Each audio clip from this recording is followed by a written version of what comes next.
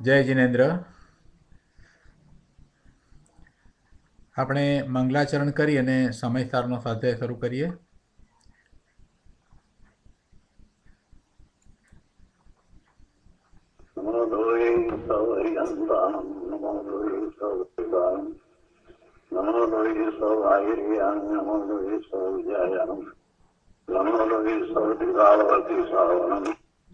ओंकार संयम ध्यायन्ति योगिनः ओंकाराय नमो नमः मंगलम भगवान मंगलम कुंडारी विजेन्द्र मोसुमंगल नमः समय स्थानाय स्वामी बुद्ध्या चकास्ते जिस्वराय भवाय सुराय विदावनिलनिलाता.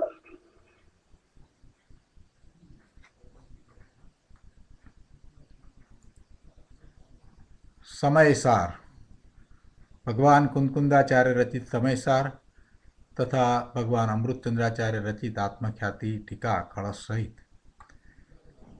અને સાથે પંડિત જયચંદજી છાબડાના ભાવાર્થ અને પૂજ્ય ગુરુદેવના પ્રવચનો એ બધા સહિત આપણે આ સ્વાધ્યાય કરી રહ્યા છીએ. એમાં આશ્રવ અધિકાર ચાલે છે. આશ્રવ અધિકારની ગાથા 171 સુધી સ્વાધ્યાય થયો છે.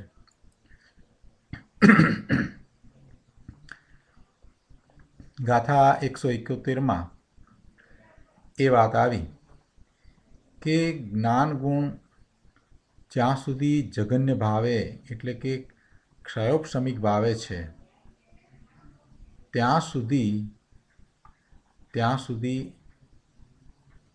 જ્ઞાનીને પણ રાગનો સદ્ભાવ હોય છે અને એને બંધ થાય છે. કેમ કે ક્ષયોપશમિક ભાવ છે એટલે એ જ્ઞેયને બદલે છે, એટલે કે અંતર્મુહૂર્તમાં એના પરિણામ બદલાય છે. એટલે એ નિર્વિકલ્પ ધ્યાનમાં ક્ષયોપશમિક ભાવે છે ને, એટલે નિર્વિકલ્પ ધ્યાનમાં એ સ્થિરતા કરી શકતો નથી અને વધુમાં વધુ અંતર્મુહૂર્ત સુધી જ પોતાના સ્વરૂપને જ્ઞેય બનાવીને રહી શકે છે. પછી એને બહાર આવવું થાય છે એટલે પરનું લક્ષ થતાં એના પરિણામ બદલાય છે અને એમ થવાથી એ પરિણામ તે અન્ય ભાવે થાય છે અને એમ થતાં એને રાગનો સદ્ભાવ થયો અને તેથી એને બંધ થાય છે. આ વાત આપણને સમજાવી. ક્ષયોપશમિક ભાવે છે ત્યાં સુધી એ એક જ્ઞેય ઉપર અંતર્મુહૂર્ત સુધી જ સ્થિરતા કરે છે. હવે આ વાત સમજાવી કે જો આ રીતે છે તો પછી પ્રશ્ન કર્યો કે જ્ઞાનગુણનો જગન્ય ભાવ બંધનું કારણ છે એમ તમે તો સમજાવ્યું, તો પછી જ્ઞાની નિરાશ્રવ કઈ રીતે છે? અહીંયા એમ કહેવામાં આવ્યું કે જ્યાં સુધી એને જ્ઞાનગુણ જગન્ય ભાવે છે એટલે કે ક્ષયોપશમિક ભાવે છે ત્યાં સુધી એને બંધ થાય છે. એટલે કે જ્ઞાનગુણનો જગન્ય ભાવ છે એ બંધનું કારણ છે. જગન્ય ભાવ છે એ બંધનું કારણ છે કહેવું એ છે કે પૂર્ણ ચારિત્ર હજી થયું નથી, કેવળ જ્ઞાન થયું નથી, યથાખ્યાત ચારિત્રની અવસ્થા થઈ નથી, ત્યાં સુધી એને ક્ષયોપશમિક જ્ઞાન છે અને એમાં એને પોતાના સ્વરૂપમાં સ્થિરતા થતી નથી. એટલે એ જગન્ય ભાવ છે એ બંધનું કારણ છે.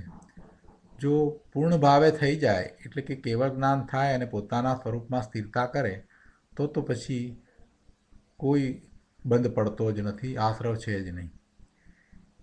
એટલે અહીંયા પ્રશ્ન એવો થાય છે કે પહેલાં તો તમે એમ કહ્યું હતું કે જ્ઞાની નિરાશ્રવ છે અને હવે તમે એમ કહો છો કે જ્ઞાનગુણનો જગન્ય ભાવ છે એ બંધનું કારણ છે, તો પછી જ્ઞાની નિરાશ્રવ કઈ રીતે છે?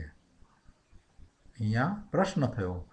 આ 171 ગાથામાં જે જગન્ય ભાવને બંધનું કારણ કયો અને અગાઉની ગાથામાં જ્ઞાનીને આશ્રવ નથી, જ્ઞાની નિરાશ્રવ છે એમ કહ્યું. તો હવે પ્રશ્ન એ થાય છે કે જ્ઞાનીને જગન્ય ભાવ છે, ક્ષયોક્ષમિક ભાવે છે અને એને લીધે બંધ થાય છે, તો પછી જ્ઞાની નિરાશ્રવ કઈ રીતે છે? પહેલાં તો તમે એમ કહ્યું હતું. એટલે એમ પૂછે છે કે જ્ઞાન ગુણનો જગન્ય ભાવ બંધનું કારણ છે, તો પછી જ્ઞાની નિરાશ્રવ કઈ રીતે હોય? અહીંયા આશંકા કરી છે, શંકા નથી. અને એના ઉત્તર રૂપે ગાથા 172 કુંદકુંદાચાર્ય ભગવાન કહે છે. ગાથા 172 દર્શન જ્ઞાન ચારિત્રમ યત પરિણમતે જગન્ય ભાવેન જ્ઞાની તેન તુ બધ્યતે પૂદ્ગલ કર્મણા વિવિધેન. ગુજરાતીમાં ગાથા છે: ચારિત્ર દર્શન જ્ઞાન જેથી જગન્ય ભાવે પરિણમે, તેથી જ જ્ઞાની વિવિધ પૂદ્ગળ કર્મથી બંધાય છે. જો અહીંયા ત્રણને લીધા, ચારિત્ર, દર્શન અને જ્ઞાન, એ ત્રણેયને લીધા. એ ત્રણેય જગન્ય ભાવે પરિણમે છે અને એથી જ્ઞાની છે એ પણ વિવિધ પ્રકારના કર્મથી બંધાય છે. ગાથાના અર્થમાં અહીંયા સમજાવે છે કે યત દર્શન જ્ઞાન ચારિત્રમ જગન્ય ભાવેન પરિણમતે. કારણ કે જે પ્રશ્ન પહેલાં 171મી ગાથા પછી પૂછવામાં આવ્યો હતો ને, એનો જવાબ આપ્યો છે ને, એટલે અહીંયા શરૂઆત જ એ રીતે કરી કે કારણ કે દર્શન જ્ઞાન ચારિત્ર જગન્ય ભાવે પરિણમે છે. તેન તુ જ્ઞાની વિવિધેન પૂદ્ગલ કર્મણા બધ્યતે.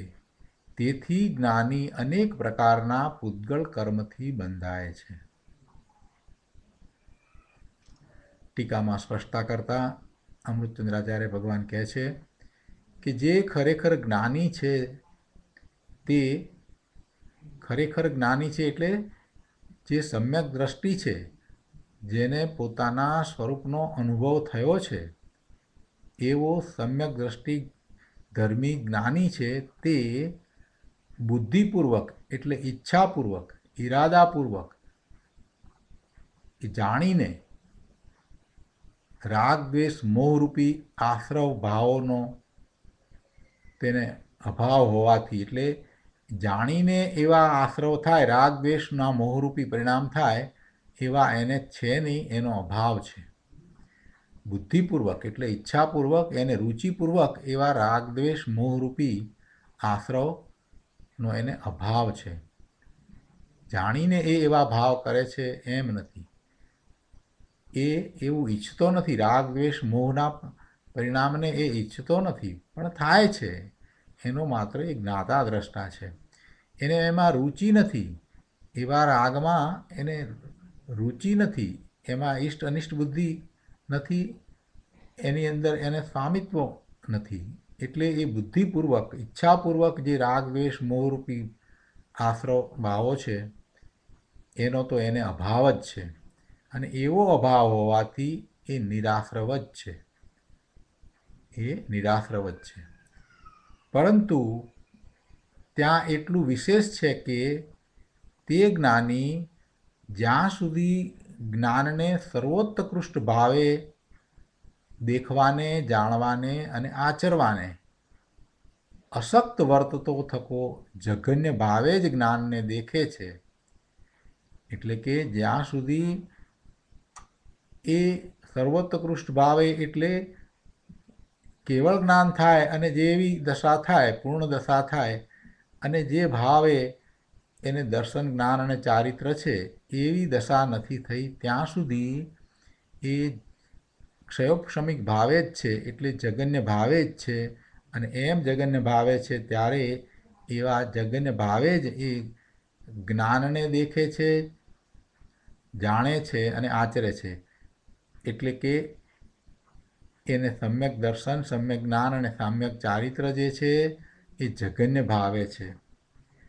અને ત્યાં સુધી શું થાય તો કહે છે કે ત્યાં સુધી તેને પણ જગન્ય ભાવની અન્યથા અનુપપત્તિ વડે, અર્થાત જગન્ય ભાવ અન્ય રીતે નહીં બનતો હોવાને લીધે જેનું અનુમાન થઈ શકે છે એવા અબુદ્ધિપૂર્વક કર્મ કલંકના વિપાકનો સદ્ભાવ હોવાથી પૂતગલ કર્મનો બંધ થાય છે. જ્યાં સુધી જ્ઞાનીને પણ જગન્ય ભાવે પરિણમન થાય છે, એટલે કે સર્વોત્કૃષ્ટ ભાવે પરિણમન નથી થતું, ત્યાં સુધી એ જગન્ય ભાવે પરિણમન થતું હોવાને લીધે કે જેને કારણે એને અન્ય રીતે પણ પરિણમન થઈ શકે છે, એટલે એને રાગનો સદ્ભાવ છે. એટલે અબુદ્ધિપૂર્વક, એને બુદ્ધિપૂર્વકનો રાગ નથી, એને ઈચ્છિત રાગ નથી, ઈચ્છાપૂર્વકનો રાગ નથી, પણ અબુદ્ધિપૂર્વકનો એવો રાગ છે. એટલે એવા આશ્રવ થાય છે અને કર્મ બંધ પડે છે. એટલે અહીંયા સમજાવે છે કે જ્યાં સુધી એ જ્ઞાન, દર્શન અને ચારિત્ર ને જગન્ય ભાવે એ કરે છે. એટલે જગન્ય ભાવે જ્ઞાનને દેખે છે, જગન્ય ભાવે જ્ઞાનને જાણે છે, જગન્ય ભાવે જ્ઞાનને આચરે છે. એટલે જ્ઞાનનો અર્થ અહીંયા આત્મા કરીએ. એટલે આત્માને એ જગન્ય ભાવે દેખે છે, જાણે છે અને આચરે છે. જગન્ય ભાવે એ શ્રદ્ધે છે, જગન્ય ભાવે એને જાણે છે અને જગન્ય ભાવે એ આચરે છે.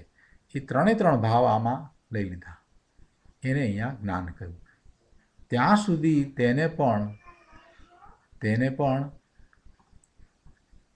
જગન્ય ભાવની અન્યથા એટલે બીજા પ્રકારે અનુપપત્તિ વડે, બીજા પ્રકારે ઉપપત્તિ નહીં થતી હોવાથી, અર્થાત જગન્ય ભાવ અન્ય રીતે નહીં બનતો હોવાને લીધે જેનું અનુમાન થઈ શકે છે એવા અબુદ્ધિપૂર્વક કર્મ કલંકના વિપાકનો સદ્ભાવ હોવાથી પૂતગલ કર્મનો બંધ થાય છે. એને કર્મના ઉદયને કારણે એની સાથે જોડાવાથી જે કર્મનો બંધ થાય એવો નહીં, પણ કર્મકલ્પનો વિપાક છે એને કારણે જે રાગ છે એથી એને પૂતગલ કર્મનો બંધ થાય છે. હજી ચારિત્રમાં પૂર્ણતા નથી. દર્શન મોહનીય તો ગયું છે, પણ ચારિત્ર મોહનીય ગયું નથી. એટલે હજી કસાય બાકી રહ્યા છે. એને લીધે થઈ અને કર્મના વિપાક, કર્મનો ઉદય આવે છે. કર્મના ઉદયનો સદ્ભાવ હોવાથી એને એવા રાગ દ્વેષના પરિણામ થાય છે અને એમ થતાં એને પૂતગલ કર્મનો બંધ થાય છે.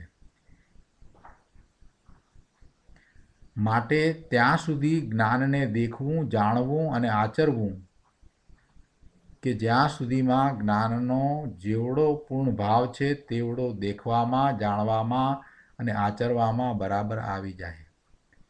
આના ઉપરથી અહીંયા ઉપદેશ આપ્યો. શું ઉપદેશ આપ્યો? કે આ રીતે જ્ઞાનીને પણ હજી પૂર્ણ દશા પ્રાપ્ત નથી થઈ ત્યાં સુધી એમને પણ પૂતગલ કર્મનો બંધ થાય છે. માટે જ્યાં સુધી પૂર્ણ દશા પ્રગટ ન થાય ત્યાં સુધી જ્ઞાનને દેખવું, જાણવું અને આચરવું. અને ક્યાં સુધી? તો કે જ્યાં સુધીમાં જ્ઞાનનો જેવડો પૂર્ણ ભાવ છે તેવડો દેખવામાં, જાણવામાં અને આચરવામાં બરાબર આવી જાય. એટલે પૂર્ણ ભાવ પ્રગટ થાય ત્યાં સુધી એને એવા સમ્યક દર્શન, સમ્યક જ્ઞાન અને સમ્યક ચારિત્ર રૂપે જ પરિણમવું. પૂર્ણતા પ્રગટ કરે ત્યાં સુધી એને એવો પુરુષાર્થ કર્યા કરવો. અને એમ જ્યારે એને પૂર્ણતા પ્રગટ થશે, જ્ઞાન જેવડો છે તેવડો પૂર્ણ ભાવે એને દેખવામાં, જાણવામાં અને આચરવામાં બરાબર આવી જશે, ત્યારે એ સાક્ષાત જ્ઞાની થયો થકો એ આત્મા સર્વથા નિરાશ્રવ જ હોય છે. ત્યારે એ સર્વથા નિરાશ્રવ થશે. પહેલાં જે વાત કરી હતી એને અહીંયા રાખી, બંને વાત સાથે લીધી કે ખરેખર જ્ઞાની છે તેને અભિપ્રાયમાં રાગ નથી. અભિપ્રાયમાં રાગ ન હોવાને કારણે એ નિરાશ્રવ જ છે. અભિપ્રાયમાં એને રાગ નથી, પણ એને સ્થિરતા નથી, એટલે અસ્થિરતાને કારણે એવો રાગ છે, અને એવો અસ્થિરતાને કારણે રાગ છે તો એને બંધ પડે છે. હવે આ અસ્થિરતાને કારણે રાગ છે અને બંધ પડે છે, એને દ્રષ્ટિની અપેક્ષાએ તો એને ગૌણ કરી દીધો અને એમ કહી દીધું કે જ્ઞાની નિરાશ્રવ જ છે. પણ પછી આગળ સ્પષ્ટતા કરી કે એ સર્વથા નિરાશ્રવ છે એમ નથી. સર્વથા નિરાશ્રવ તો હજી થયો નથી, પરંતુ એ જ્ઞાનીને પણ હજી બંધ પડે છે, અને એ બંધ પડવાનું કારણ સમજાવ્યું કે કઈ રીતે એને બંધ પડે છે. તો એમ કહ્યું કે ક્ષયોપશમિક જ્ઞાને એનું પરિણમન થાય છે, અને ક્ષયોપશમિક જ્ઞાનનો સ્વભાવ એવો છે કે એ કોઈ એક જ્ઞેય ઉપર એકાગ્રતા કરી અને અંતર્મુહૂર્તથી વધારે સમય ટકી રહેતું નથી. તેથી એનું જ્ઞેય બદલાય છે, અને જ્ઞેય બદલાય છે એટલે એ શુભ કે અશુભ ભાવે થાય છે. જ્ઞાની છે તે આત્મામાં વધુ સમય રહી શકતો નથી, સ્થિરતા કરી શકતો નથી, એટલે એ પરજ્ઞેયને જાણે છે, અને એમ પરજ્ઞેયને જાણવા દેખવાવાળો થાય છે, એટલે એને રાગ થાય છે, અને રાગ થાય છે તો એને બંધ થાય છે. એ વાતની સ્પષ્ટતા કરી, અને એની અહીંયા પછી વધારે સ્પષ્ટતા એટલા માટે કરવી પડી કે પ્રશ્ન પૂછવામાં આવ્યો કે એક તરફ એમ કહો છો કે તમે કે જ્ઞાની છે તે નિરાશ્રવ છે, અને બીજી તરફ આવા બંધ થાય છે, તો એ કઈ રીતે છે? એટલે વધારે સ્પષ્ટતા કરતાં અહીંયા એમ સમજાવ્યું કે જાણવું, દેખવું અને આચરવું. જ્ઞાનનું જાણવું, દેખવું અને આચરવું એટલે કે જ્ઞાન, દર્શન અને ચારિત્રની વાત લીધી. દર્શન, જ્ઞાન અને ચારિત્ર, એમાં હજી એને જઘન્ય ભાવ છે.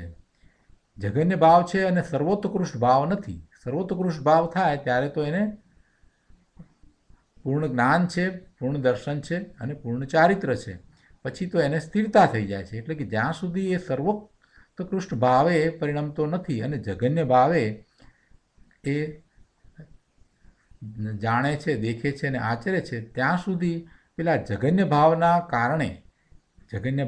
કારણે એનો ઉપયોગ વધુ સમય સુધી સ્થિરતા કરતો નથી. એટલે એ પરનું લક્ષ્ય કરે છે. એટલે જેનું અનુમાન થઈ શકે એવા અબુદ્ધિપૂર્વકના કર્મકલંકના વિપાકનો સદ્ભાવ હોવાથી પૂતગલ કર્મનો બંધ થાય છે. હવે એમ થાય છે એટલે પછી સાથે ઉપદેશ પણ આપ્યો કે માટે જ્ઞાનને દેખવું, જાણવું અને આચરવું ક્યાં સુધી? તો કે જ્યાં સુધી એને જ્ઞાન જેવડો પૂર્ણ ભાવે છે એવડો એને દેખવામાં, જાણવામાં અને આચરવામાં બરાબર આવી જાય, એટલે કે પૂર્ણતા પ્રગટ કરે ત્યાં સુધી એને એવા સમ્યક દર્શન, સમ્યક જ્ઞાન અને સમ્યક ચારિત્ર રૂપે જ પુરુષાર્થ કરવો જોઈએ.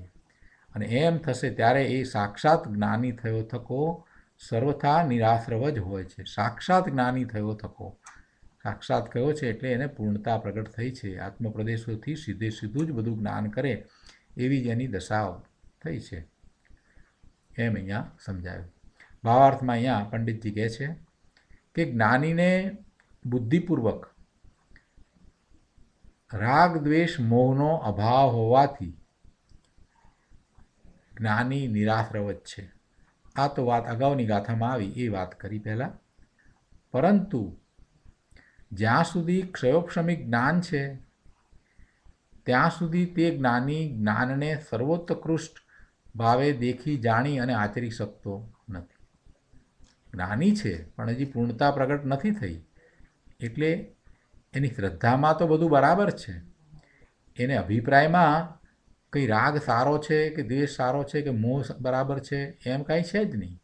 અભિપ્રાયમાં તો એ રાગ દ્વેષ મોહ ને પોતાથી ભિન્ન જુદા જાણે છે, એનો માત્ર જ્ઞાતા દ્રષ્ટા થાય છે. અભિપ્રાયમાં તો એમ જ છે. અભિપ્રાયમાં એ રાગ દ્વેષ મોહ ને પોતાના જાણતો નથી, એનો સ્વામી થતો નથી. એટલે અભિપ્રાય તો બરાબર જ છે. એટલે એ અપેક્ષાએ તો એ જ્ઞાની છે તે નિરાશ્રવ જ છે, પણ છતાંય એને જે બંધ પડે છે તો એમાં જે વાત છે એ સમજાવી છે કે એને બંધ એટલા માટે પડે છે કે હજી ક્ષયોક્ષમિક ભાવે છે. જ્યાં સુધી ક્ષયોક્ષમિક જ્ઞાન છે ત્યાં સુધી તે જ્ઞાની જ્ઞાનને સર્વોત્કૃષ્ટ ભાવે જાણતો દેખતો કે આચરી શકતો નથી, પણ જઘન્ય ભાવે દેખી જાણી અને આચરી શકે છે. તેથી એમ જણાય છે કે તે જ્ઞાનીને હજુ અબુદ્ધિપૂર્વક કર્મ કલંકનો વિપાક અર્થાત ચારિત્ર મોહ સંબંધી રાગ દ્વેષ, એનો અર્થ એ છે કે ચારિત્ર મોહ સંબંધી રાગ દ્વેષ હજી વિદ્યમાન છે, એને છે, અને તેથી તેને બંધ પણ થાય છે. માટે તેને એમ ઉપદેશ છે કે જ્યાં સુધી કેવળ જ્ઞાન ન ઉપજે ત્યાં સુધી જ્ઞાનનું જ નિરંતર ધ્યાન કરવું, જ્ઞાનને જ દેખવું, જ્ઞાનને જ જાણવું અને જ્ઞાનને જ આચરવું, એવો એને ઉપદેશ છે. આ જ માર્ગે દર્શન જ્ઞાન ચારિત્રનું પરિણમન વધતું જાય છે. એટલે શુદ્ધિની વૃદ્ધિ થતી જાય છે, ઘણી નેજરા થતી જાય છે, અને એમ કરતાં કરતાં કેવળ જ્ઞાન પ્રગટે છે. પુરુષાર્થ તો એનો એ જ રહ્યો. પહેલાં પણ પુરુષાર્થ આ જ હતો, પોતાના સ્વરૂપમાં રહેવાનો જ પુરુષાર્થ હતો, અને હવે પૂર્ણતા માટે પણ એ જ પુરુષાર્થ છે.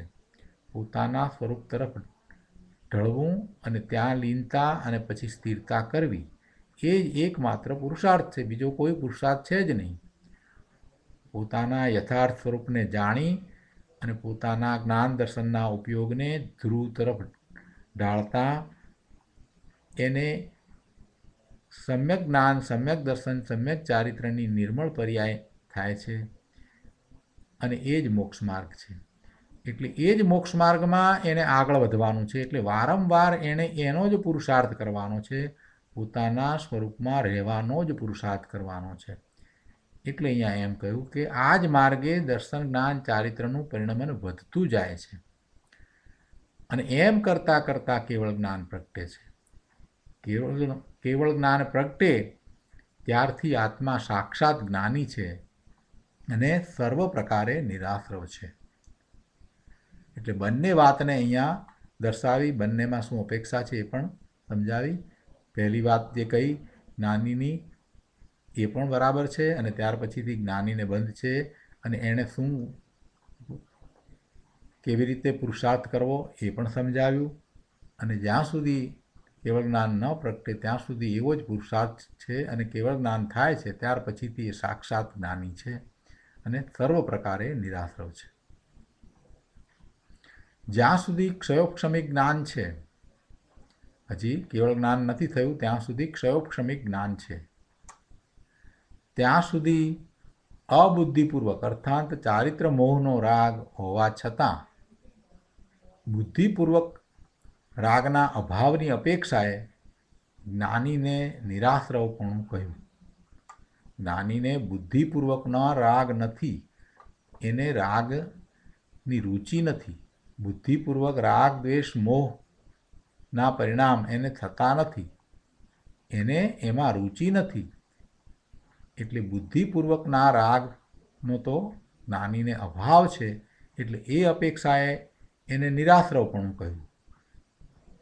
પેલા બાકી રહેલા જે રાગ છે એને અહીંયા ગૌણ કરવામાં આવ્યા, કેમ કે હજી ચારિત્ર મોહનીયનો ઉદય છે અને ચોથે ગુણ સ્થાને છે, તો હજી કસાઈની 3 ચોકડી બાકી છે, અને 5મે છે તો 2 ચોકડી બાકી છે. એટલે એને ચારિત્ર મોહનીયના ઉદય તો વર્તે છે, અને એને લીધે થઈ અને એને રાગ પણ છે, અને એવા પરિણામ થાય છે, અને બંધ પણ પડે છે. પણ આ બંધ કેવા છે? એ અલ્પ બંધ છે, અનંતાનુબંધીના બંધ નથી. અનંત અનુબંધ થાય એવા બંધ નથી.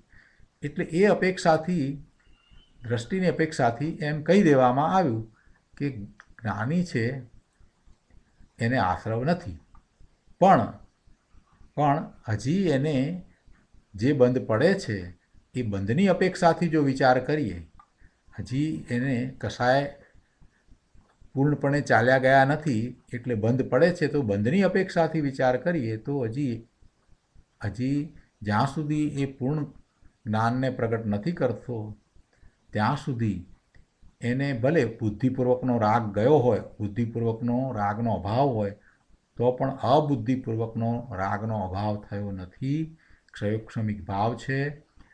અને એમ થતાં એને બંધ પણ પડે છે.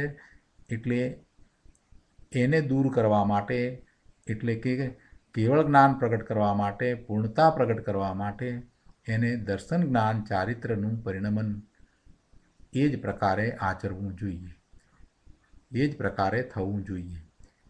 એટલે દર્શન જ્ઞાન અને ચારિત્રનું પરિણમન એટલે કે જ્ઞાનને જાણવું, જ્ઞાનને દેખવું અને જ્ઞાનને જ આચરવું એ જ માર્ગે થવું જોઈએ. એવો જ પુરુષાર્થ હજી વધવો જોઈએ, એમાં ઉગ્રતા થવી જોઈએ, એકાગ્રતા વધવી જોઈએ.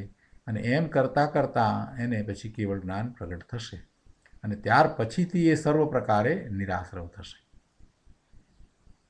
એટલે બુદ્ધિપૂર્વક રાગના અભાવની અપેક્ષાએ જ્ઞાનીને નિરાશ્રવ પણ કહ્યું, અને અબુદ્ધિપૂર્વક રાગનો અભાવ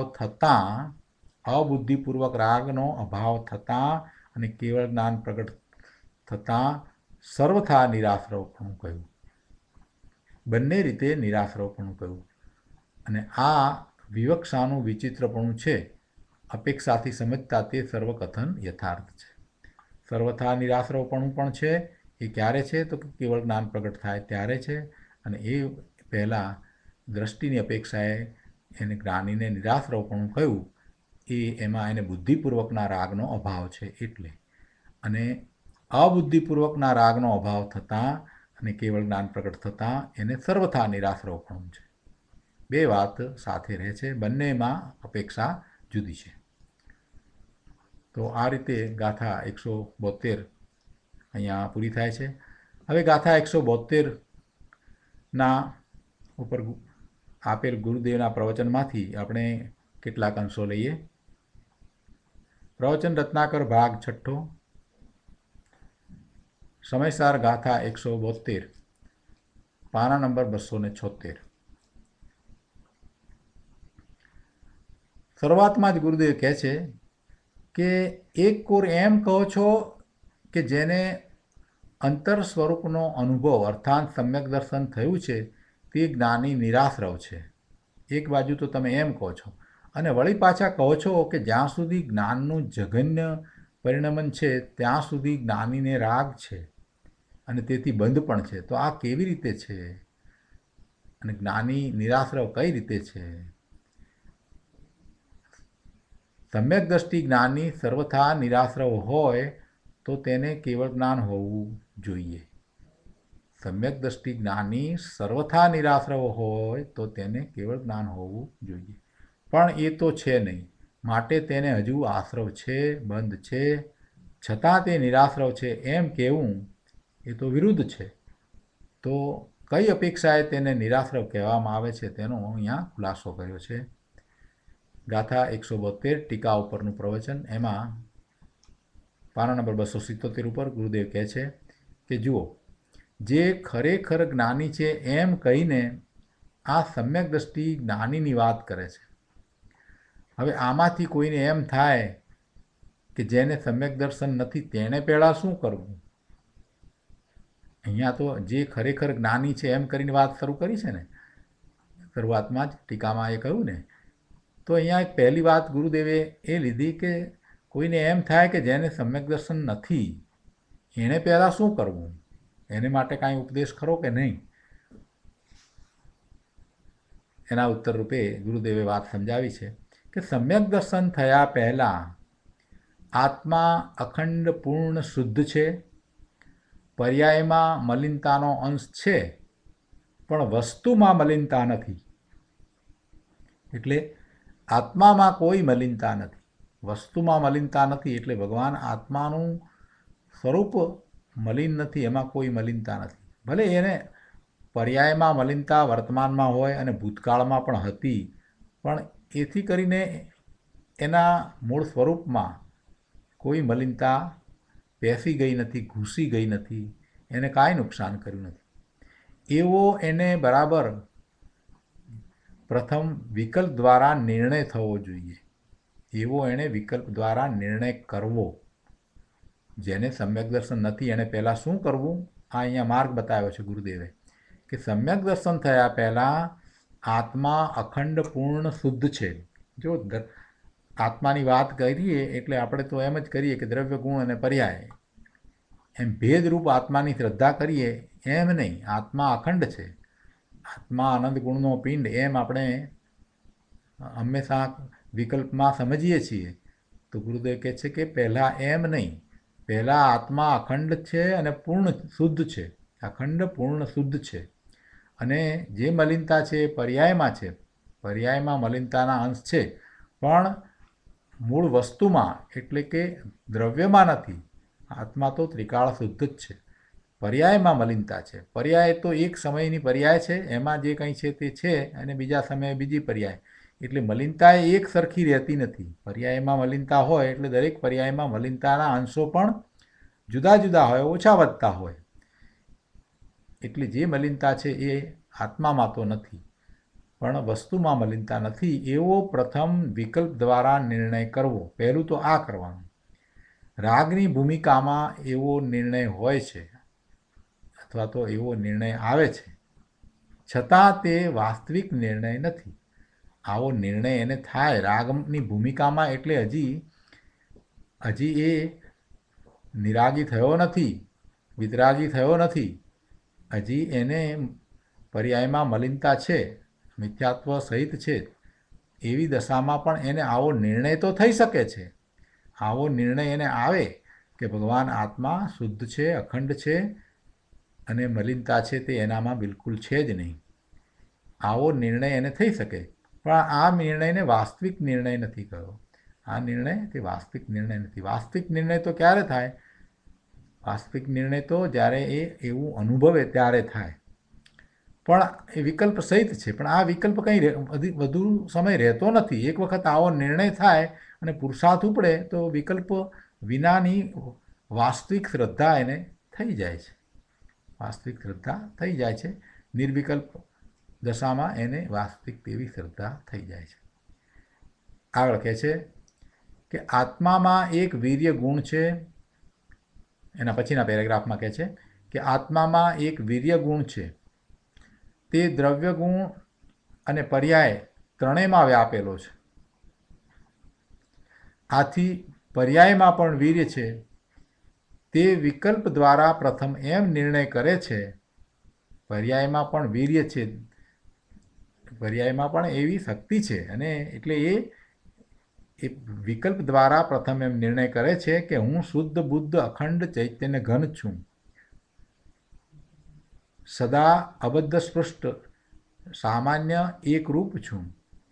આવો નિર્ણય પ્રથમ આવે, પણ એ વિકલ્પરૂપ નિર્ણય અનુભવને આપનારો નથી. એ વિકલ્પરૂપ નિર્ણય છે, એવો નિર્ણય અનુભવને આપે નહીં. એટલે એના દ્વારા કાંઈ અનુભવ થાય નહીં. આવા વિકલ્પ દ્વારા કાંઈ અનુભવ થતો નથી. પણ એમાં એ આગળ વધે છે, પુરુષાર્થ કરે છે ને પછી નિર્વિકલ્પ અનુભવ થાય. જેને નિર્વિકલ્પ અનુભવ થાય તેને પ્રથમ આવો નિર્ણય હોય છે. પહેલાં એને વિકલ્પ સહિત આવો નિર્ણય હોય ને પછી એ નિર્વિકલ્પ થાય છે. સર્વજ્ઞ પરમેશ્વરે જે રીતે આત્મા કહ્યો છે તે રીતે આત્માને યથાર્થ જાણવા માટે તેને વિકલ્પ આવે, પરંતુ વાસ્તવિક નિર્ણય તો ત્યારે જ થાય જ્યારે વસ્તુની અંતરદ્રષ્ટિ કરવાથી વિકલ્પ છૂટીને નિર્વિકલ્પ અનુભવ થાય. એટલે પહેલાં તો એને વિકલ્પ સહિત નિર્ણય થાય, ધારણા જ્ઞાન સુધી પહોંચે, એને કોઈ ફેરવી ન શકે એવો પાકો એને નિર્ણય થાય.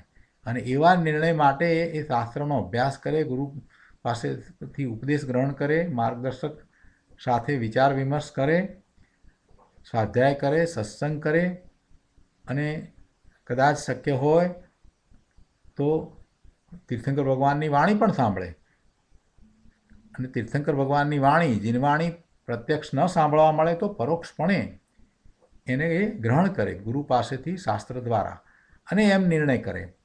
પાકો નિર્ણય તો એને થવો જરૂરી જ છે કે પોતે સર્વજ્ઞ સ્વભાવી છે, અખંડ છે, શુદ્ધ છે, અને જે કંઈ મલિનતા છે તે પર્યાયમાં જ છે, પોતાના મૂળ સ્વરૂપમાં નથી. આવો પાકો નિર્ણય તો હોય જ, એના વિના તો આગળ કામ થશે જ નહીં. એટલે એવો તો નિર્ણય એને કરવાનો જ છે. ત્રિકાળ પોતે શુદ્ધ છે, જ્ઞાયક છે, એવો નિર્ણય કરવાનો છે. ભેદરૂપ શ્રદ્ધાની વાત અહીંયા નથી કરવાની. અનંત ગુણનો પિંડ છે ને દ્રવ્ય ગુણ પર્યાયને એમ નહીં. નિર્ણયમાં પણ આગળ એ બધા પછીથી છેલ્લે નિર્ણયમાં તો એમ જ આવવું જોઈએ કે પોતે અખંડ એક જ્ઞાયક છે, એમ વાત આવવી જોઈએ. જ્યારે અભ્યાસ કરે ત્યારે ભેદરૂપ શ્રદ્ધા કરે, દ્રવ્ય ગુણ પર્યાય અને પર્યાયના ઉત્પાદ વય ધ્રુવ આ બધું એ જાણે, સમજે, અનંત ગુણનો પિંડ ને એ બધી વાતને સમજે, નિશ્ચય અને વ્યવહારથી કેવી રીતે સ્વરૂપ છે બધું બરાબર છે. પણ છેવટે નિર્ણય શું થવો જોઈએ કે હું અખંડ એક પૂર્ણ શુદ્ધ નાયક ભાવ છું, બીજું કાંઈ નથી. એવો નિર્ણય તો બરાબર પાક્કો થવો જોઈએ ને. ભલે એ વિકલ્પ રૂપે રહ્યો, પણ એવો નિર્ણય જે નિર્વિકલ્પ થાય છે, જે પોતાના સ્વરૂપને સ્પર્શે છે, જેને સહાનુભૂતિ થાય છે, એને પહેલાં આવો વિકલ્પ સહિત નિર્ણય બરાબર હોય છે, એમ ગુરુદેવનું કહેવું છે કે અંતરદ્રષ્ટિ કરવાથી વિકલ્પ છૂટીને નિર્વિકલ્પ અનુભવ થાય. યથાર્થ જાણવા માટે એને વિકલ્પ આવે, પરંતુ વાસ્તવિક નિર્ણય તો ત્યારે જ થાય કે જ્યારે વસ્તુની અંતરદ્રષ્ટિ કરવાથી વિકલ્પ છૂટીને નિર્વિકલ્પ અનુભવ થાય.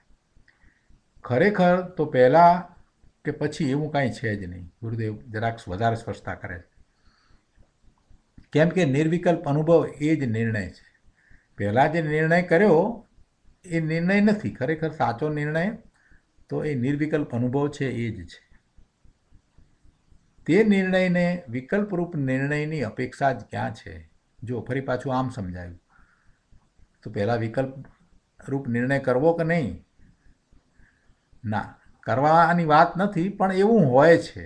ગુરુદેવ એમ કહે છે કે જે નિર્વિકલ્પ અનુભવ જે છે ને, નિર્વિકલ્પ અનુભવની જે પર્યાય થઈ ને, એ પર્યાયની પહેલાં વિકલ્પ સહિતની જે પર્યાય હતી ને, વિકલ્પ સહિત પોતે જ્ઞાયક છે એવી પર્યાય જે હતી, એ પર્યાયને કારણે આ કંઈ નિર્વિકલ્પ પર્યાય થઈ છે એમ નથી. કેમ કે પર્યાય સ્વતંત્ર રીતે થાય છે.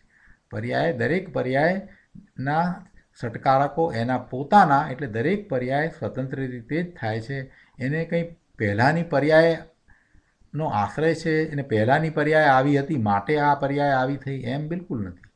દરેક પર્યાય સ્વતંત્ર રીતે જ થાય છે. એટલે પહેલાંની પર્યાય હતી એ વખતે તો મિથ્યાત્વ હતું, ને બીજા સમયે જે પર્યાય થઈ એમાં તો પોતે પોતાના સ્વરૂપનો અનુભવ કરવાવાળો થઈ જાય છે. એટલે ખરેખર તો બંને પર્યાયો સ્વતંત્ર છે. એટલે એ અપેક્ષાથી ગુરુદેવ કહે છે કે પહેલાં ને પછી ક્યાં છે? નિર્વિકલ્પ અનુભવ એ જ નિર્ણય છે, અને એ નિર્ણયને પેલા વિકલ્પરૂપ નિર્ણયની અપેક્ષા જ નથી. અપેક્ષા ક્યાં છે? પણ વ્યવહારથી એમ કહેવાય કે એવો વિકલ્પરૂપ નિર્ણય હોય છે, છતાં હોય છે. જેને વિકલ્પપૂર્વક પણ શુદ્ધ આત્માનો નિર્ણય નથી, એને તો અંતરમાં જવાના ઠેકાણા જ નથી.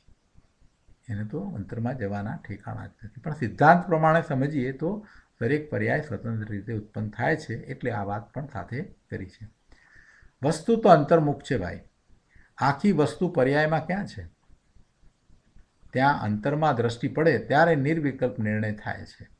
અને જે પર્યાય થાય, જે પરિણામ આવ્યા, એ નિર્મળ પરિણામ છે.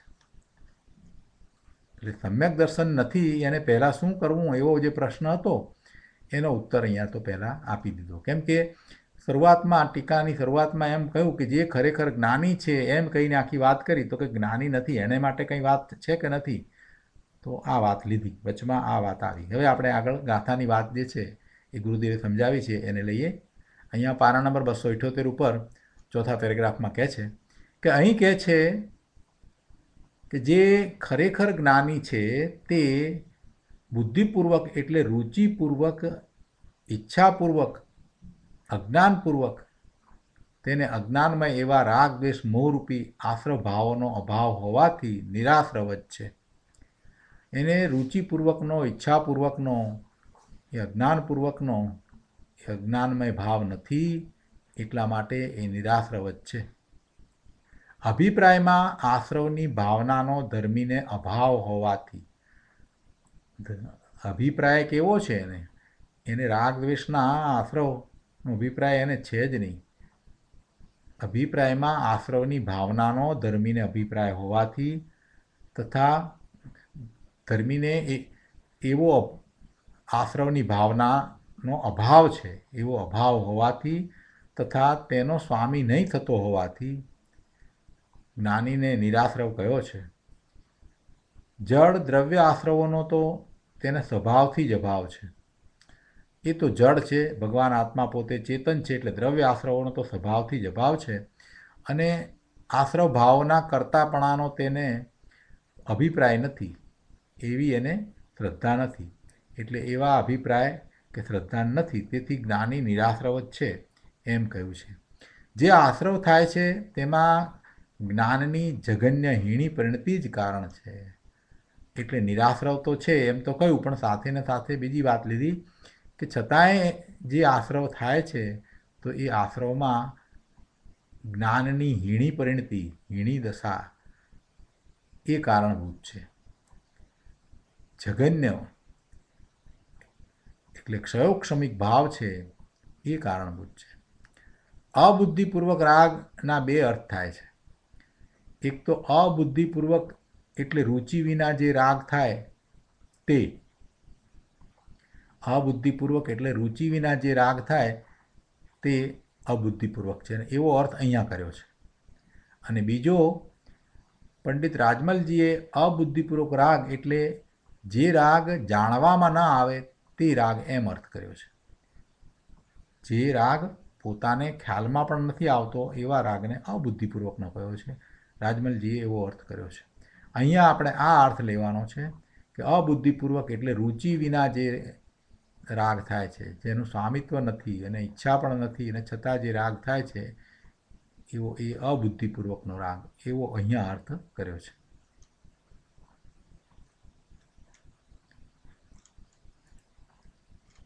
આગળ પાના નંબર 279 કહે છે કે આગળની ગાથામાં એમ લીધું હતું કે યથાખ્યાત ચારિત્ર થયા પહેલાં જ્ઞાની જઘન્ય ભાવે પરિણમે છે, તેથી તેને રાગ છે અને બંધ પણ છે.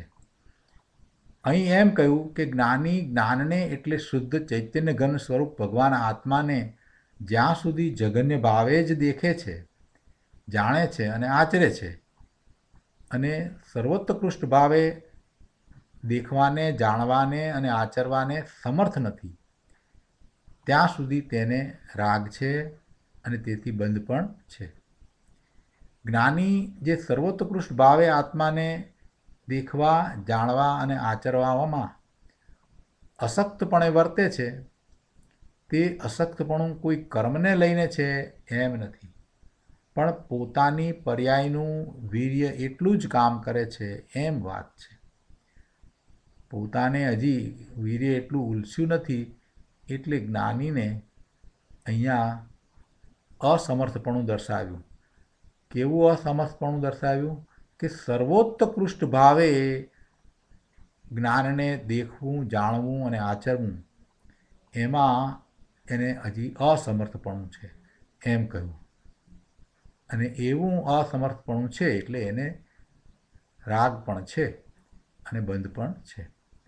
તો આવું અશક્તપણું જે છે, અથવા તો આવું અસમર્થપણું જે છે, એ કોઈ કરાવતું નથી, કોઈ કર્મને લઈને છે એમ નથી, પણ પોતાની પર્યાયનું વીર્ય એટલું જ કામ કરે છે, એટલે હજી એને પુરુષાર્થ હજી એટલો જ ઉપડ્યો છે એટલે એમ છે, અને ત્યાં સુધી તેને રાગ છે અને બંધ પણ છે. આગળ કહે છે કે અસમર્થપણું પોતાના પુરુષાર્થની નબળાઈથી છે. કર્મના ઉદયનું જોર કે બળજોરી છે માટે છે એમ નથી. શાસ્ત્રમાં કોઈ ઠેકાણે એમ આવે કે જ્ઞાનીને કર્મના ઉદયનું જોર છે, તેથી રાગ દ્વેષમાં જોડાય છે, પણ તેનો અર્થ એટલો જ છે કે જ્ઞાનીને હોશ વિના, રુચિ વિના, ઈચ્છા વિના રાગ દ્વેષમાં જોડાવું થાય છે. શ્રદ્ધામાં તો એને રાગ દ્વેષ હેય છે, છતાં પણ એને એવું રાગ સાથે જોડાવું થાય છે, એવો એનો અર્થ થાય છે. એટલે એને બળજોરીથી કહ્યું. રાગની જ્ઞાનીને રુચિ નથી એમ બતાવવા માટે કર્મના ઉદયનું જોર કહેવામાં આવે છે. ઇષ્ટોપદેશમાં જીવો બળ્યો કમ્મો બળ્યો એમ કહેવામાં આવ્યું છે ને, તો એટલે કે કોઈ વખતે જીવ બળવાન, જીવો બળ્યો એટલે જીવ બળવાન, અને કમ્મો બળ્યો એટલે કોઈ વખતે કર્મ બળવાન, એવો પાઠ આવે છે. હવે એનો અર્થ શું થાય છે કે પર તરફના લક્ષ્ય જીવ પરિણમે છે, જીવ પોતે પર તરફના લક્ષ્ય પરિણમે છે ત્યારે કર્મનું બળ કહેવામાં આવે છે. ખરેખર કંઈ કર્મનું બળ છે એમ નહીં, પણ જીવ જ પોતે એમ પરિણમે છે, પરનું લક્ષ્ય કરીને પરિણમે છે, માટે એમ કહેવાયું કે કર્મનું બળ છે. અને સ્વ તરફના એટલે ભગવાન આત્માના લક્ષ્ય પરિણમે ત્યારે જીવનું બળ કહેવામાં આવે છે. એટલે એ રીતે એ જીવો બળ્યો ને કમ્મો બળ્યો છે. એમ નથી કે પેલા કર્મ કંઈક કરે છે એટલે જીવને આમ થાય છે, એમ નથી. દરેક વસ્તુના અર્થ પણ બરાબર યથાર્થ સમજવા જોઈએ ને. આ તો જીવો બળ્યો ને કમ્મો બળ્યોનો ઊંધો અર્થ કરી નાખે કે કોઈક વખત જીવ બળવાન ને કોઈક વખત કર્મ બળવાન. અરે ભાઈ, એમ નથી કહેવું. કર્મ બળવાન છે જ નહીં. જળ કર્મ તારામાં શું કરે? તું પોતે જ એવા પ્રમાદમાં રહ્યો છે, તારો પુરુષાર્થ નબળો છે, એટલે એમ કહેવામાં આવ્યું કે કર્મનું બળ છે. બાકી કંઈ એનું કર્મનું બળ કાંઈ તને કરાવે એમ તો છે જ નહીં. જો કર્મનું બળ એ તારામાં રાગ દ્વેષના ભાવ કરાવતું હોય તો તને ક્યારેય સમ્યક દર્શન થાય નહીં, ક્યારેય તને પુરુષાર્થ થઈ શકે જ નહીં. કર્મને કારણે જો થતું હોય તો કોઈ જીવ સમ્યક તો પામી ન શકે, કોઈ જીવ સિદ્ધ થઈ શકે નહીં. એટલે એમ તો છે જ નહીં. જળ કર્મ તો આત્માને અડતુંય નથી. એ તો એનું બળ ક્યાંથી આવ્યું? એમાં ક્યાં બળ છે? પરદ્રવ્યને અને આત્માને કોઈ સંબંધ નથી. તેથી કર્મ જીવને રાગ કરાવે કે રખડાવે એ વાત ત્રણ કાળમાં સંભવિત નથી. કોઈ કર્મ રખડાવતું નથી. કર્મ કર્મમાં રહ્યા, પોતે ભગવાન આત્મા પોતાનામાં છે, પોતાના ભાવ જેવા છે એ પ્રમાણે એ બધું થાય છે. પોતાનો પુરુષાર્થ જે પ્રમાણે ઉપડ્યો છે એ પ્રમાણે બધું થાય છે. એમાં પેલા જળ કર્મ શું કરવાના હતા? પોતાને પર્યાયમાં પુરુષાર્થની હીનતાના કારણે એ નિમિત્તના આશ્રય રાગ આદિ પરિણમન થાય છે, તે ભાવ કર્મનું બળ છે. તો ત્યાં ઉપચારથી દ્રવ્ય કર્મનું બળ છે એમ કહેવામાં આવે છે. બાકી એ જળ કર્મ કાંઈ કરતા નથી. બાકી દ્રવ્ય કર્મ બળ કરીને જીવને રાગાદી ભાવે પરિણામે આવે છે એ વાત નથી. તો એક પ્રશ્ન અહીંયા કર્યો કે કર્મની સાથે નિમિત્ત નૈમિત્તિક સંબંધ તો છે ને. આટલું સમજાવ્યું.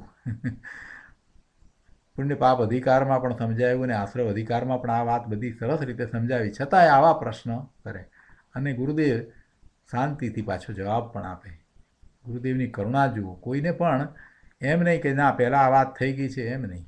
તમે એ વખતે શું કરતા હતા, કેમ ધ્યાન ના આપ્યું, એમ નહીં. પણ એને બદલે ગુરુદેવ શાંતિથી સમજાવે. અરે ભાઈ, એનો અર્થ શું કે કર્મના ઉદયમાં પોતાના પુરુષાર્થની કમજોરીના કારણે જોડાય ત્યારે કર્મની સાથે નિમિત્ત નૈમિત્તિક સંબંધ કહેવાય. નિશ્ચયથી સંબંધ છે નહીં. નિશ્ચયથી કોઈ સંબંધ નથી. લોકોને નિમિત્ત નૈમિત્તિક સંબંધમાં અત્યારે મોટા ગોટા ઉઠ્યા છે. એમ કે નિમિત્ત કર્મ અને નૈમિત્તિક રાગને કરાવે છે, પણ એમ નથી. એવું નથી. કર્મ કાંઈ કરાવતું નથી. અહીં કહે છે જ્ઞાની પોતાના આત્માને જઘન્ય ભાવે દેખે, જાણે અને આચરે છે ત્યાં સુધી તેને અબુદ્ધિપૂર્વક રાગ છે અને એટલો બંધ પણ છે. ક્ષાયિક શ્રદ્ધાનમાં તો સમકીતીને આત્મા પૂર્ણ આવી ગયો છે. એ હજી ક્ષયોક્ષમિક ભાવે છે ને, એને બદલે જ્યારે એ ક્ષાયિક ભાવે થાય ત્યારે એની વાત કરવી છે. એટલે કે ક્ષાયિક શ્રદ્ધાનમાં તો સમકીતીને આત્મા પૂર્ણ આવી ગયો છે. પણ દેખવા જાણવામાં અને આચરવામાં જે પૂર્ણ આવવો જોઈએ તે હજુ આવ્યો નથી. એટલે ક્ષાયિક સંકિતિ થયો છે તો દર્શન મોહનીયનો પૂર્ણપણે અભાવ થઈ ગયો છે. એવો ક્ષાયિક સંકિતિ એને હવે એ રીતે તો એ સંકિતિ સમ્યક દર્શન અપેક્ષાએ તો પૂર્ણ છે, છતાં પણ હજી ચારિત્રમાં હજી કસાયની ચોકડી બાકી રહી છે. એટલે અહીંયા એમ કહ્યું કે પણ દેખવા જાણવામાં અને આચરવામાં જે પૂર્ણતા આવવી જોઈએ એ હજી પૂર્ણતા આવી નથી. એટલે ભગવાન આત્માને સર્વોત્કૃષ્ટ ભાવે દેખવો જાણવો એટલે કે પરિપૂર્ણ આશ્રય કરીને દેખવો જાણવો એમ વાત છે. હજી આ થયું નથી, અને આ થયું નથી ત્યાં સુધી એને રાગ છે અને બંધ પણ થાય છે. પણ આ રાગ ને બંધ જે છે એ તો અલ્પ છે, એ કંઈ અનંત અનુબંધ થાય એવા નથી.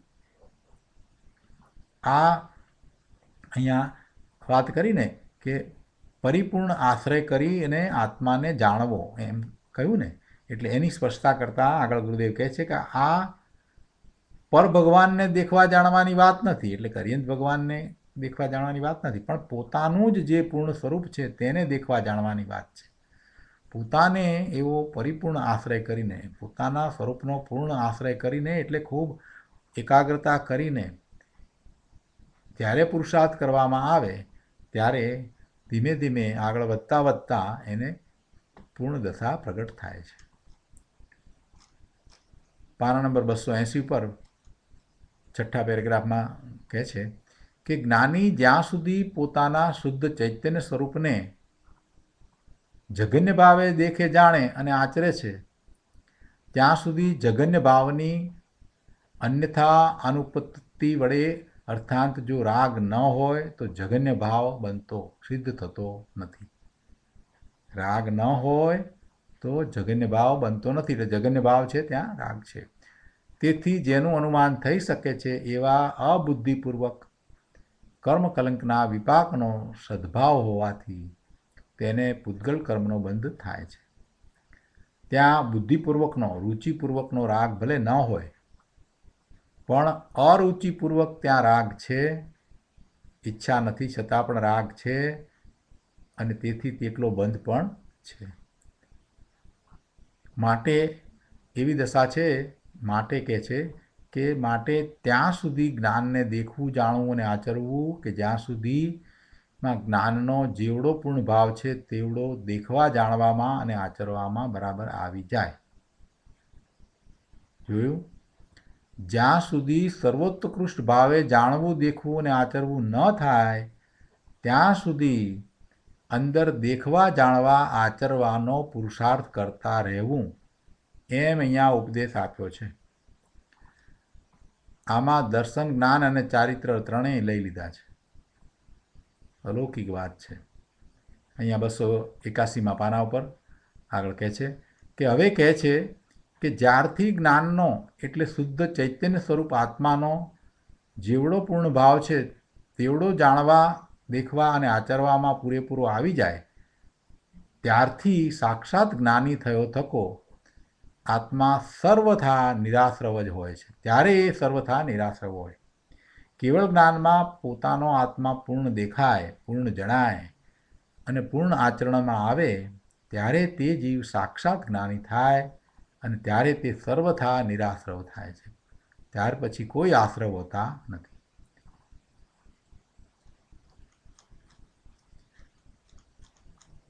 તો આજનો સ્વાધ્યાય આપણે અહીંયા સુધી રાખીએ છીએ.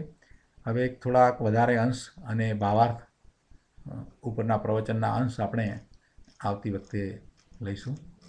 આજનો સ્વાધ્યાય અહીંયા સુધી રાખીએ છીએ.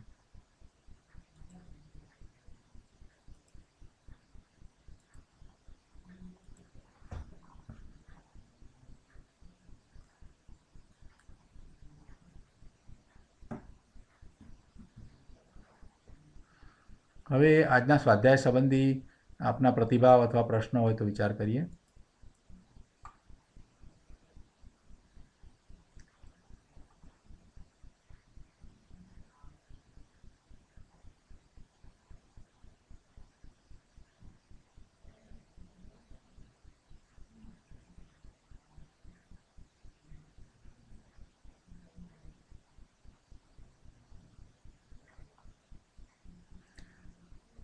પ્રશ્ન અથવા પ્રતિભાવ નથી તો પછી આપણે શુભધામ બોલી અને સ્વાધ્યાય પૂરો કરીએ.